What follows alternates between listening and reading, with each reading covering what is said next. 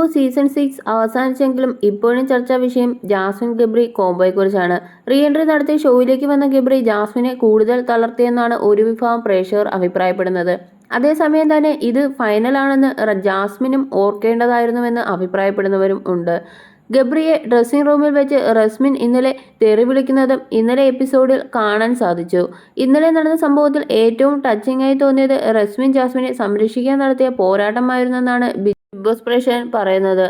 അവൾ താൻ അനുഭവിക്കുന്ന പ്രഷർ അപ്സരയെ അറിയിക്കാൻ ശ്രമിക്കുന്നുണ്ട്. പക്ഷെ ജാസ്മിനെ പേഴ്സണൽ ഗ്രഡ്ജുള്ള അപ്സര ജാസ്മിന്റെ പ്രശ്നം കേൾക്കാൻ തയ്യാറാവുന്നില്ല. റസ്മിൻ തന്റെ സുഹൃത്തിന് വേണ്ടിയാണ് ആ പ്രഷർ മുഴുവൻ തലയിൽ കയറ്റിയത്. ശരിക്കും ജാസ്മിനെ സ്നേഹിക്കുന്നവരുടെ അവളുടെ വീട്ടുകാരുടെ റോൾ നമ്മൾ റസ്മിനിൽ കണ്ടത്. അവന്റെ ഓരോ ആക്റ്റും ഒരു കോംബോയിലെ വില്ലന്റെ ആയിരുന്നു. അവന്റെ റീ എൻട്രി നടക്കുന്നത് വരെ കളിച്ചും തമാശ പറഞ്ഞു നടന്ന ജാസ്മിനെ അവൻ ഒരു മൂലയിലേക്ക് ഒതുക്കി. അവൻ ഇറങ്ങുന്നതിന് മുമ്പും അവൻ ചെയ്തത് അതാണ്. എന്നിട്ട് എല്ലാവരും നമ്മളെ ഒറ്റപ്പെടുത്തുകയാണ് എന്ന സാധനം തലയിൽ കയറ്റി കൊടുത്തു.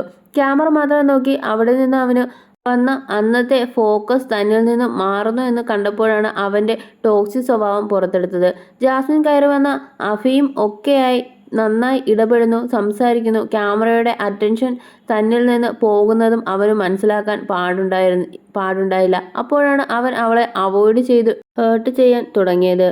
അവൻ അവളെ സ്ഥിരം വരുതിക്ക് കൊണ്ടുവരാൻ ഉപയോഗിക്കുന്ന തന്ത്രമാണ് അത്.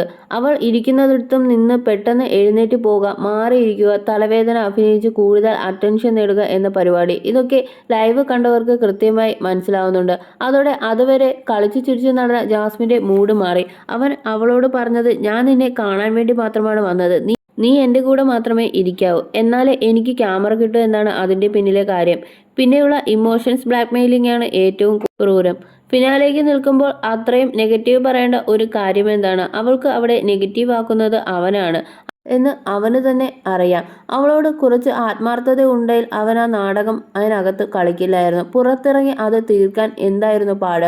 അവൻ്റെ സ്ഥിരം ഫോർമാറ്റ് ഇതാണ്. ആദ്യം അവളെ ഇമോഷൻ ബ്ലാക്ക്മെയിൽ ചെയ്ത് ഡൗൺ ആക്കുക, പിന്നെ ഒരു രക്ഷകനെ പോലെ അവളെ സമീപിക്കുക, സമാധാനിപ്പിക്കുക, കുറെ മദർഹുഡ് സെന്റിമെന്റ് പറയുക, നീ ചിരിക്കണം, അങ്ങനെ വേണം, ഇങ്ങനെ വേണം, കാണുന്നവർക്ക് തോന്നാം അവനാണ് അവളെ സപ്പോർട്ട് ചെയ്യുന്നതെന്നൊക്കെ തോന്നിപ്പിക്കണം.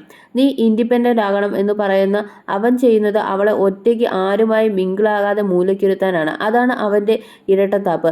കണ്ണ് കാണിച്ചും ആംഗ്യം കാണിച്ചും അവളെ അവൻ കൂടെ പിടിച്ചു നിർത്തി, ക്യാമറയ്ക്ക് വേണ്ടി മാത്രം. പക്ഷേ അവൻ്റെ ഉടായ്പം ക്യാമറ പിടിക്കുന്നുണ്ടായിരുന്നു അവനറിയാതെ. എപ്പിസോഡിൽ വന്നില്ലെങ്കിലും അവൻ ഇപ്രാവശ്യം പറഞ്ഞു, എനിക്ക് വേണ്ടത് കപ്പായിരുന്നില്ല എന്ന്, ഫെയിം ആയിരുന്നു എന്ന്. അതിന് സ്ക്രീൻ സ്പേസ് വേണം, ജാസ്മിൻ കൂടെ ഇരിക്കണം, അവൾ ഇമോഷൻ ആകണം, അപ്പോൾ അവളെ ആശ്വസിപ്പിച്ച് വരണം. ഇനി ജാസ്മിൻ പുറത്തിറങ്ങുമ്പോൾ അവളില്ലാതെ ഒരു അഗ്രഡ് അവനില്ല.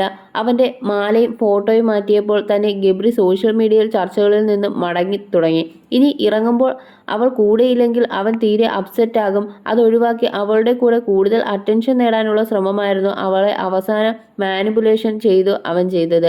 ഞാൻ 2.5 മണിക്കൂർ കരഞ്ഞു. വീട്ടുകാർ എൻ്റെ പ്രശ്നം അറിയില്ല. ഞാൻ ആക്റ്റീവായി എല്ലാം മറക്കാൻ ശ്രമിക്കുകയായിരുന്നു. അവളുടെ സിമ്പതി പിടിച്ചെടുക്കാനാണ് അവസാന മണിക്കൂറിൽ മുമ്പ് അവൻ ശ്രമിച്ചത്. പുറത്തിറങ്ങി നമുക്ക് ഒരുമിച്ച് നേരിടാമെന്ന് പറയുമ്പോൾ അവന് ലഡു പൊട്ടിയ ഫീലാണ്. അവന് ആ വാഴയില എടുത്തുകൊണ്ട് പോകുന്നതിലാണ് അവൻ്റെ ഉടായ്പിൻ്റെ ഓരോന്നും മനസ്സിലാവുന്നത്. അത് ആദ്യം എടുക്കുന്നു, അവളുടെ കൂടെ അവിടെ ഇരിക്കുന്നു, ക്യാമറയിൽ കിട്ടിയെന്ന് ഉറപ്പ് വരുത്തുന്നു, പുറത്തേക്ക് പോകുന്നു.